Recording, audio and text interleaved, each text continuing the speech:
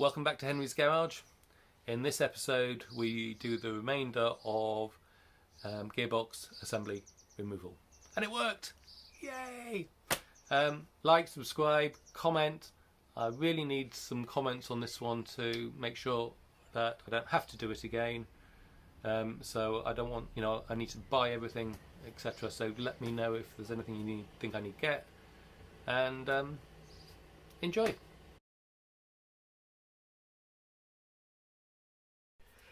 Right, it's a new day, as Nina Simone would say, and I'm feeling good. And I've been at this for a while. There we go.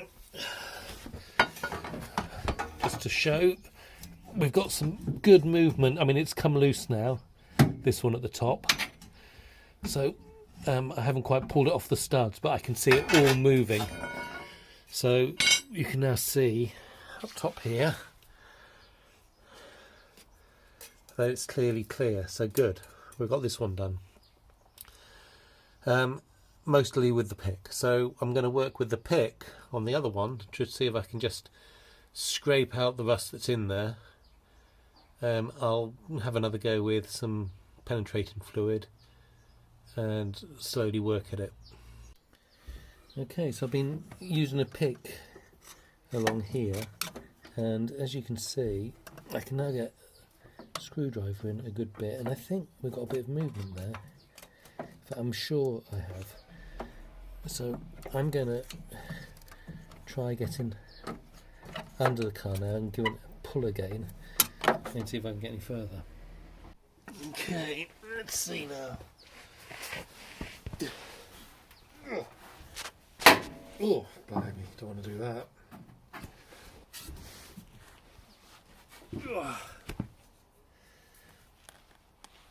No, still not coming. Right, well, we'll have to try picking around this side now from underneath.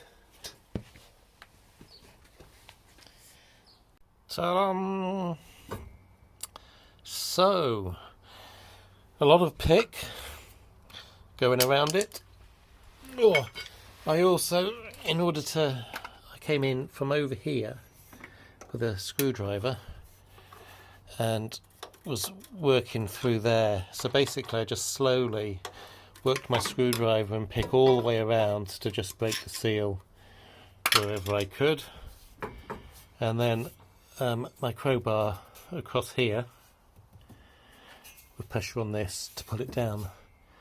So I think I'm going to get the other one off now and then see how I move it out from the back.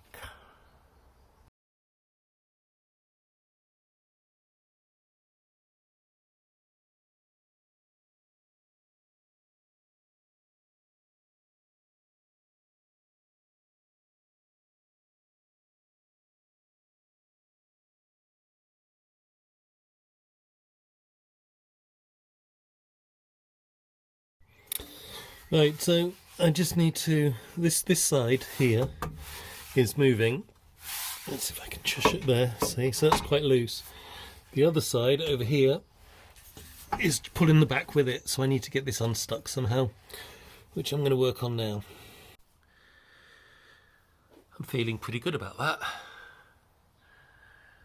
So we've got that all the way off. We'll pull it out now, get it out the way. And go on to the next bit. Okay, so the next step is going to be to mark the prop shaft and overdrive flanges so that I can put them back in exactly the same place. And in order to take the prop shaft, disconnect it, I really need to be able to turn it, which means I need the back wheels off the ground. So I'm going to just jack up the back and put some on stands at the back, but fairly low, just so the wheels are off the ground, and then continue on. Well, I've just got the one wheel off the ground so that I can turn it. I've attempted to put a couple of notches in here so that I connect it up again there, but because I'm struggling and I don't want to hit it too hard and all that kind of stuff, I've also just put some nail polish straight across here. So I cleaned it all off first so that I could check there weren't marks there. Then I've done that. So we're going to remove these 4 bolts now. Pop shaft is off, and so next we need to detach the slave cylinder. The instructions are just to unclip it and then ensure this doesn't come out. I decided it was easy to just take it all out. I'm worried this has popped out so far that the piston has come out. So I'm just taking off the dust cover to see if I can make sure everything in there is still okay.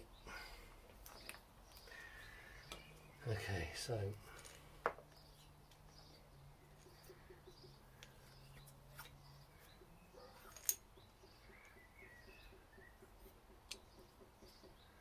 well, that looks okay, I guess. Someone tell me if that's not okay.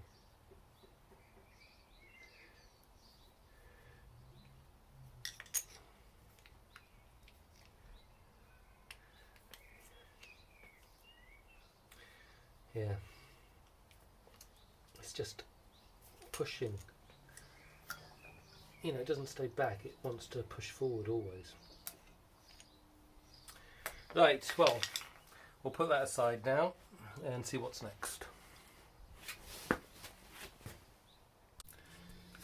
Right, so the next bit is to support the transmission, the gearbox, and remove these 4, you can see it better over there, the 4 nylock that hold up the support for it. Then I need to take out the bolts at the front, and this is the bit I'm going to struggle with because I haven't worked out how to do it yet, is I have to withdraw it backwards and then down. And I'm not convinced that these are safe. I really need some sort of cage that I can fit onto the top of one of these to do this.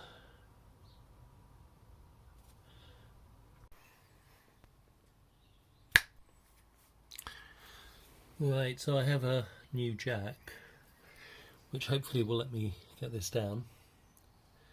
I actually didn't buy that until I thought about it in that previous bit of video, so I'm not sure this is going to allow me to lower it far enough given how high I can get this car, but we'll deal with that when we get to it. For now we're going to see if we can get it loose and get it down.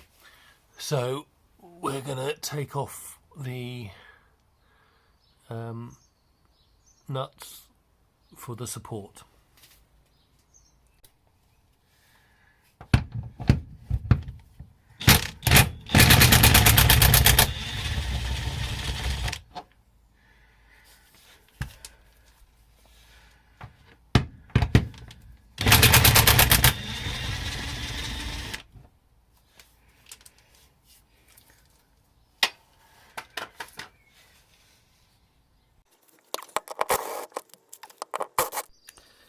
Right, I don't like this next bit.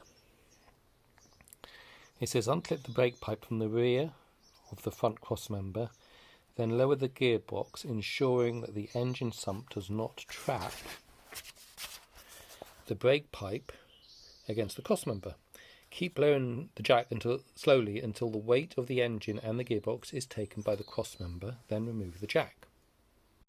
So what I think that means is that I unclip this brake pipe from the rear of the front crossmember and I get it so that it comes below the sump here. That way it won't get trapped, and then I lower my jack so that in fact the engine and the gearbox is like that, leaning here against the crossmember. Oh wow, okay. I don't like the sound of it, but that's what it says, so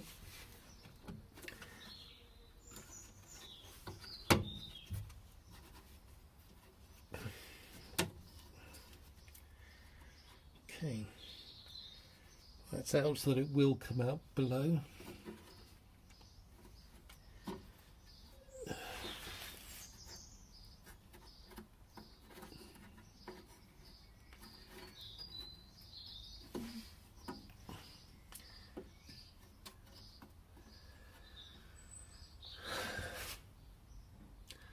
So I guess we try now.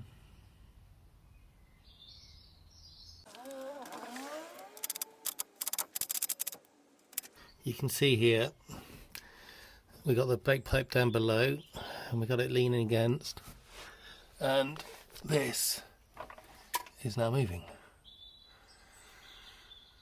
So that's what it was meant to be. Right, it says on later models to remove the two nuts securing the engine, gearbox, anti-vibration straps. I've been under, I can't work out what those are, so I'm not going to do it. We'll keep an eye out later. Undo the bell housing bolt securing the gearbox to the engine and take the weight of the gearbox. Do not, under any circumstances, allow it to hang. Okay, so I'm just going to put it up a tiny bit again to make sure it's got the weight of the gearbox on the jack. And then I'm going to move around, trying to undo all of the nuts and bolts. I've removed all the bolts and I've just lowered it down again so that it's leaning against the front cross member. And you can see the gap having opened up here now. So I've got to withdraw it backwards, so I'm going to go and just check the instructions again and have a look. So it says undo the bell housing bolt securing the gearbox to the engine and take the weight of the gearbox. Do not under any blah, blah. Carefully withdraw the gearbox to the rear, and when the motion shaft is clear of the clutch assembly, lower the gearbox. Another very easy instruction to follow, I'm sure.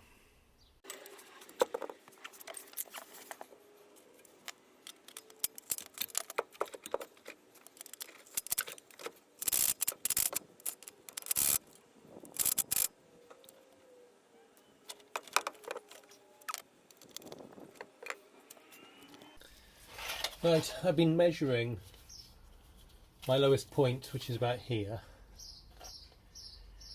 which comes to 32.5 centimetres plus the length of that. And if I come across here, that right there is 30.5. So I've got possibly as much as 2 centimetres clearance, which is a nice surprise if I can get it off here. Now at the back, it's already, it's sitting on the transmission support at the back. Okay, so if I can hold this up and pull this out, which I think is probably very possible, then I should be able to lower it gently onto the ground. So that is what we're going to try to do. First thing is to undo the strap.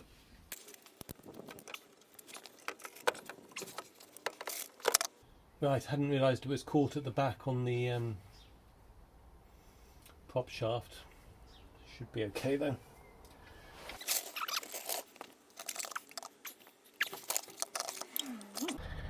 That was difficult to get out.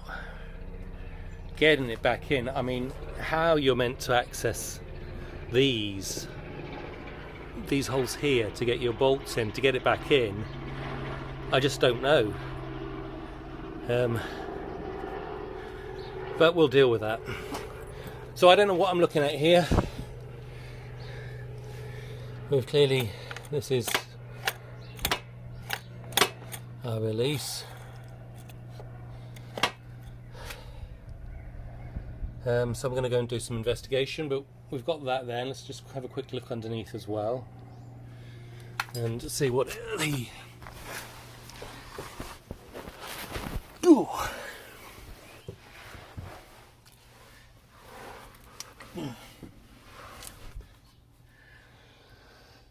Okay, so here we have the clutch.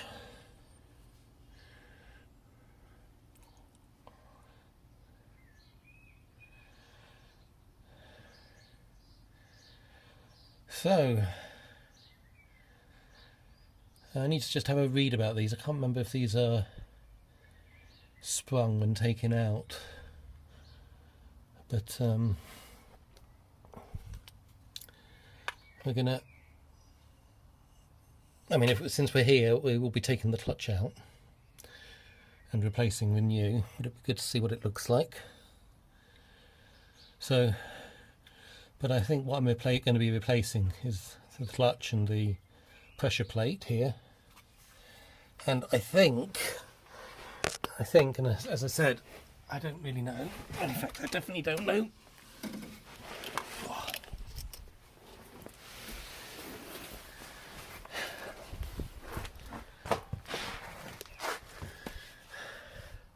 I think this is the bearing here.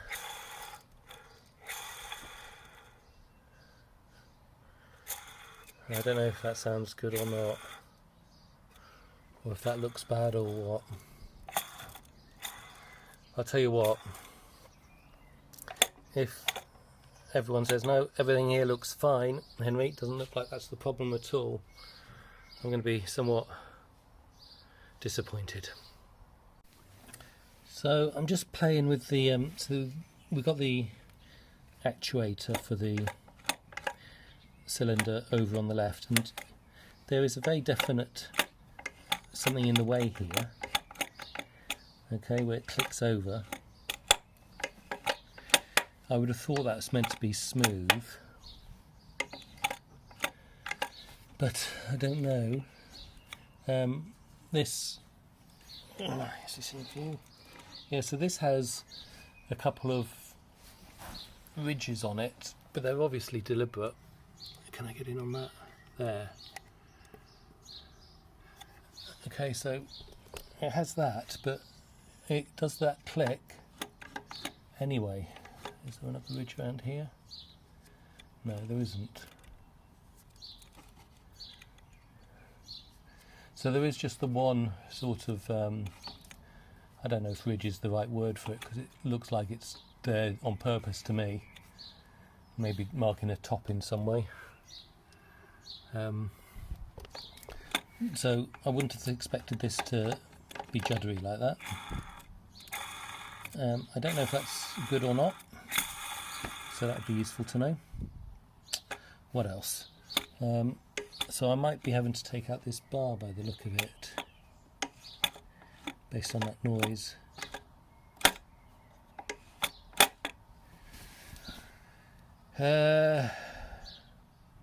What else? I don't know. I need to go and read about what I should be looking at.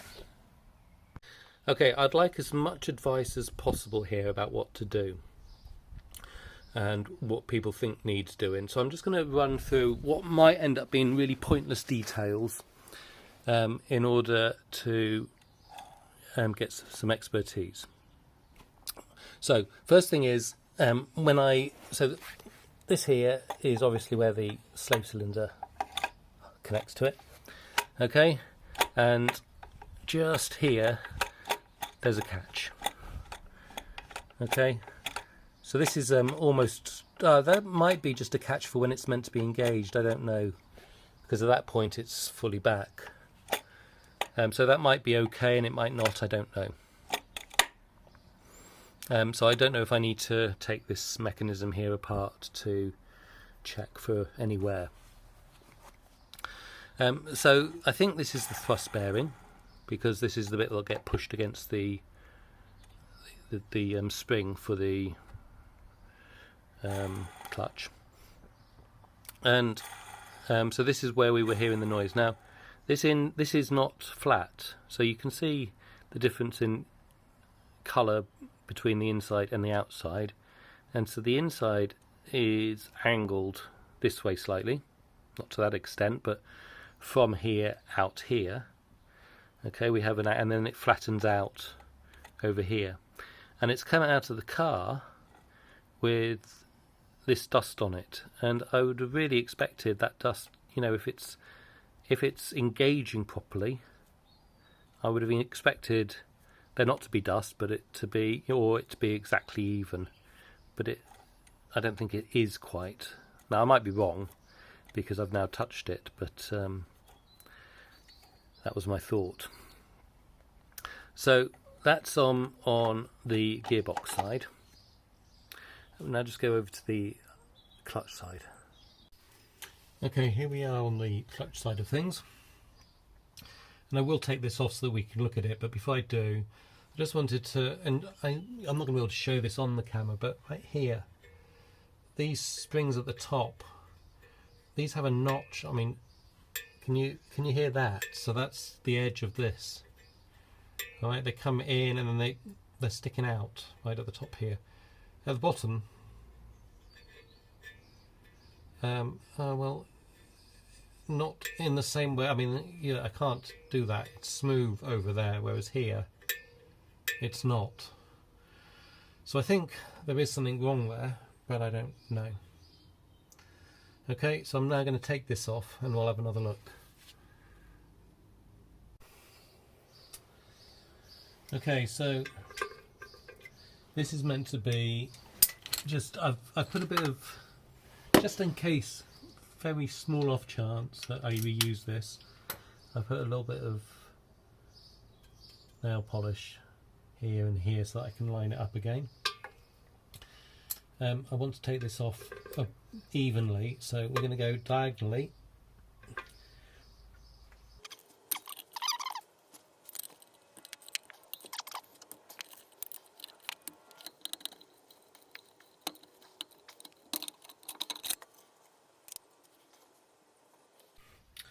Okay, so here we have the flywheel. I don't know that there's anything to be said about it. I'm assuming that that's all okay. Again, so, you know, clearly, I mean, the clutch plate goes on here like that. So it is where we'd expect it to be, showing wear.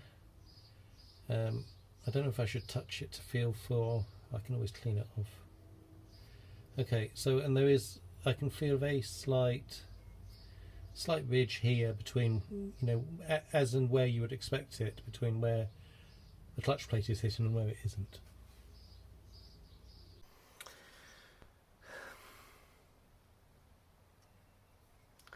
Well, talked about inspecting it, looking for where, you know, ridges, any rivets that are loose. Everything from that point of view on the driven plate looks okay. Oh my word. Can you imagine if there's nothing wrong here and it's all my own incompetence elsewhere? And again, on this, it's nice and smooth across. It's a lot of dust, but I think that's probably to be expected, given what it's doing.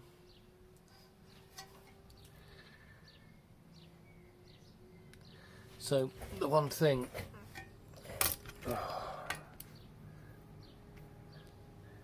I'm trying to get into view here is, can you see the, just here,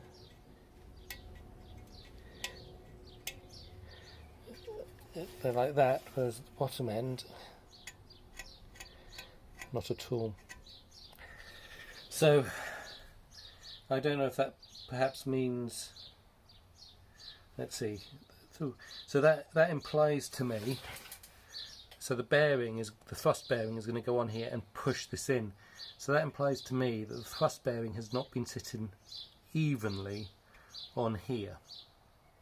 Okay, you know, because it's wearing here and then across the top here, so it's not been wet. So that's what that implies to me. That makes sense actually to me. I don't know if it makes sense to anyone else, and I don't know if that could be the issue, but you know, tell me. So what I think I'm going to replace is I think you get the whole of this and the driven plate together. I hope I don't have to take this apart. Doesn't look like it. So I think you get all of those together and the thrust bearing. So I think I'm buying all of those to replace. I've then got to find my plunger and spring, so I'll buy new of those as well. And oil filter, and I think that's it. But I also don't see anything that makes it obvious that this is the problem, which is slightly more concerning. So